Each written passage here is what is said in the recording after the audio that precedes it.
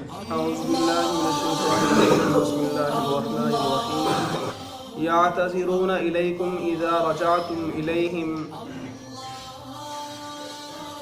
آپ سے بہانے بنائیں گے اور باطل عذر پیش کریں گے یہ جہاد سے رہ جانے والے منافق تمہارے اس سفر سے واپس ہونے کے وقت اذا رجعتم الیہم، جب تم ان کی طرف لوٹ کر جاؤ گے۔ جہاد سے غزوہ تبوک سے جب آپ واپس جائیں گے ان کی طرف، منافقین کی طرف مدینہ طیبہ میں، تو یہ منافقین آپ کے پاس آئیں گے اور بہانے بنائیں گے اور عذر پیش کرنے کی کوشش کریں گے۔ قُلْ لَا تَعْتَذِرُوا لَن نُؤْمِنَ لَكُمْ قَدْ نَبَّأَنَا اللَّهُ مِنْ أَخْبَارِكُمْ، تم فرمانا بہانے نہ بناؤ، ہم ہرگز تمہارا یقین نہ کریں گے، تحقیق اللہ نے ہمیں تمہاری خبریں دے دی ہیں۔ تم جو بہانے بنا رہے ہو تمہاری حقیقت اب کھل چکی ہے، تمہاری منافقت کا پردہ جو ہے وہ چاک ہو چکا ہے، اور اب تم ہمیں اس طرح بہانے بنا کر جو ہے مطمئن کرنے کی کوشش نہ کرو، ہم تمہارا یقین نہیں کریں گے۔ وَسَيَرَى اللَّهُ عَمَلَكُمْ وَرَسُولُهُ، اور اب اللہ اور رسول تمہارے کام دیکھیں گے کہ تم منافقت سے توبہ کرتے ہو یا اس پر قائم رہتے ہو۔ ثم تردون الى عالم الغیب والشہادہ، پھر اس کی طرف تم پلٹ کر جاؤ گے جو چھپے اور ظاہر سب کو جانتا ہے، جو غیب کا بھی جاننے والا ہے، حاضر کو بھی جاننے والا ہے، تم اس کی طرف پلٹ کر جاؤ گے۔ فَيُنَبِّئُكُم بِمَا كُنتُمْ تَعْمَلُونَ، تو وہ تمہیں جتلا دے گا، بتا دے گا جو کچھ تم کرتے تھے، تمہارے اعمال پھر وہ تمہارے سامنے جتلائے گا کہ تم نے یہ کیا، تم نے یہ کیا، تم جہاد سے پیچھے رہے، حضور پر ایمان نہیں لائے، دین کی مدد نہیں کی، پھر تمہارے کام جو ہے وہ اللہ رب العزت تمہیں جتلائے گا۔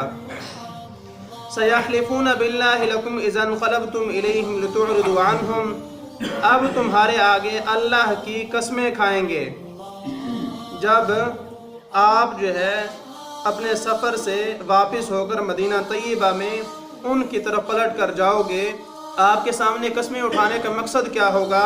لِتُعْرِضُوا عَنْهُمْ، اس لیے کہ تم ان کے خیال میں نہ پڑو، کہ آپ ان کی طرف جو ہے وہ توجہ نہ کریں اور ان پر ملامت اور عتاب نہ کرو، اس مقصد کی خاطر جو ہے وہ آپ کے سامنے قسمیں اٹھائیں گے۔ فَأَعْرِضُوا عَنْهُمْ، تو ہاں تم ان کا خیال چھوڑ دو، آپ بھی ان سے اعراض کیجئے اور ان سے اجتناب کرو۔ بعض مفسرین نے فرمایا کہ مراد یہ ہے کہ ان کے ساتھ بیٹھنا، ان کے ساتھ بولنا چھوڑ دو۔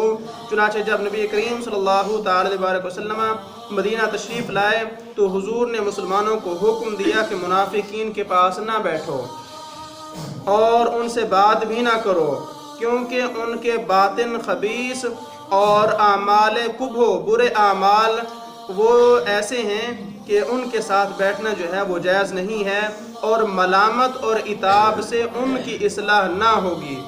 اب ملامت بھی کریں گے اور ان کو عتاب بھی کریں گے تو اس سے جو ہے ان کی اصلاح نہیں ہوگی۔ وجہ کیا ہے؟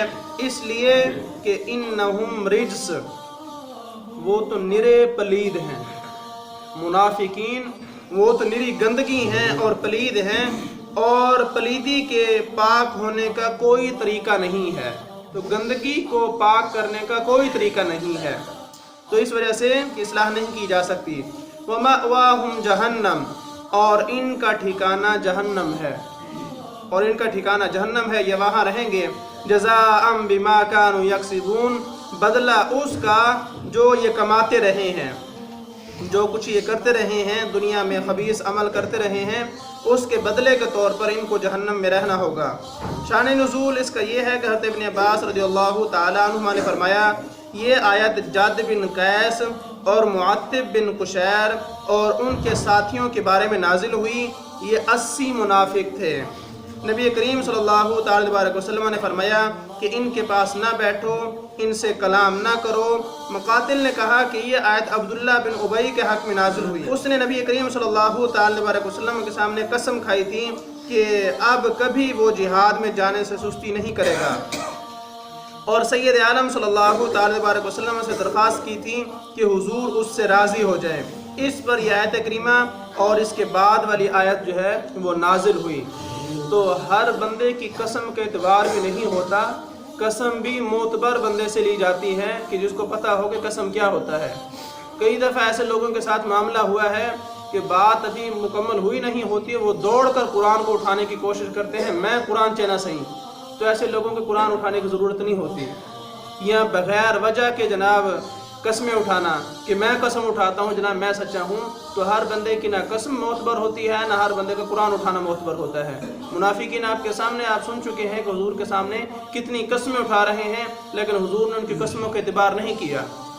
ہم اکثر جو ہے وہ اسی وجہ سے دھوکے میں آ جاتے ہیں۔ بعض پرست گمراہ لوگ ہوتے ہیں، وہ قسمیں اٹھا اٹھا کر جناب آپ کو مطمئن کرنے کی کوشش کریں گے کہ نہیں جی ہم سچے ہیں، ہم سچے ہیں جناب، ہمارا موقف ٹھیک ہے، قسمیں اٹھائیں گے، قرآن اٹھائیں گے، لیکن ان کی قسموں کو کوئی اعتبار نہیں ہے۔ منافقین نے آپ کے سامنے آپ سن چکے ہیں کہ قسمیں اٹھائی حضور کے سامنے، لیکن حضور نے فرمایا کہ ہم تمہاری قسموں کا یقین نہیں کریں گے، تم پر اعتماد نہیں کریں گے۔ کیوں کہ اگر اعتماد کیا جائے گا تو تم پھر نقصان پہنچاؤ گے۔ اور مومن کے بارے میں فرمایا گیا ہے کہ لا یلدغ المؤمن من جوہر واحد مرتين، او کما قال نبی صلی اللہ علیہ وسلم، کہ مومن جو ہے وہ ایک ہی بل سے، ایک ہی سوراخ سے 2 دفعہ نہیں ڈسا جاتا۔ ایک دفعہ جہاں سے آپ ڈسے جا چکے ہیں دوبارہ وہاں پر اعتماد کرنے کی ضرورت نہیں ہے۔ یہ نہیں کہ وہ پھر قسمیں اٹھائے، قرآن اٹھائے، آپ پھر وہاں جو ہے اس بل میں ہاتھ ڈال دے اور پھر وہ آپ کو ڈسے۔ تو فرمایا کہ مومن جو ہے وہ اتنا وہ پاگل قسم کا نہیں ہوتا، بھولا بھالا اتنا نہیں ہوتا کہ جناب وہ ہر دفعہ جو ہے وہ ایک ہی بل سے ڈسا جائے، نہیں۔ مومن اتنا سمجھدار اور سلجھا ہوا شخص ہوتا ہے کہ وہ جس بل سے ایک دفعہ ڈسا جائے دوبارہ اس کے قریب بھی نہیں جاتا۔ یحلفون لکم لترضوا عنہم، تمہارے آگے قسمیں کھاتے ہیں کہ تم ان سے راضی ہو جاؤ، کہ آپ ان سے راضی ہو جائیں۔ فَإِن تَرْضَوْا عَنْهُمْ، تو اگر بالفرض والمحال تم ان سے راضی ہو بھی جاؤ اور ان کے عذر قبول کر لو، تو اس سے انہیں کچھ نفع نہیں ہوگا۔ کیوں کہ تم اگر ان کی قسموں کا اعتبار بھی کر لو گے فَإِنَّ اللَّهَ لَا يَرْضَى عَنِ الْقَوْمِ الْفَاسِقِينَ، تو بے شک اللہ تو فاسق لوگوں سے راضی نہ ہوگا، اللہ ایسے لوگوں سے راضی نہیں ہوگا، اس لیے کہ وہ ان کے دل سے کفر اور منافقت کو جانتا ہے کہ یہ دل میں جو ہے وہ کفر چھپائے بیٹھے ہیں اور دل میں منافقت لیے بیٹھے ہیں، اس وجہ سے ان کی قسموں کا کوئی اعتبار نہیں ہے اور ان کے قرآن اٹھانے کا، ان کے حلف دینے کا کوئی اعتبار نہیں ہے۔ تو اس وجہ سے آپ بھی ان سے راضی نہ ہوئیے اور اللہ بھی ایسے لوگوں سے راضی نہیں ہوتا۔ اور اسی سے ہمیں سمجھ جانا چاہیے کہ جو برے عقیدے والے لوگ ہیں ان سے دور رہنا آج کے درس میں آپ کے سامنے پیش کیا جا چکا ہے کہ حضور نے غزوہ تبوک کے واپسی کے موقع پر منافقین سے بات چیت، میل جول، کلام سلام سارا کچھ منع کر دیا، فرمایا کہ ان کو چھوڑ دو کیونکہ یہ جہنمی ہیں اور ان کا عقیدہ خراب ہے، ان کے قریب بیٹھنا جو ہے وہ تمہارے لیے فائدہ مند نہیں ہے۔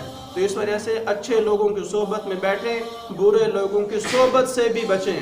یہ مت سمجھیں کہ برے لوگ ہمارا کچھ بھی نہیں کر سکتے، نہیں، یہ ہماری غلط فہمی ہے۔ یہ اس وقت پتہ چلتا ہے کہ جب ہم خود اس برائی کا شکار ہو جاتے ہیں۔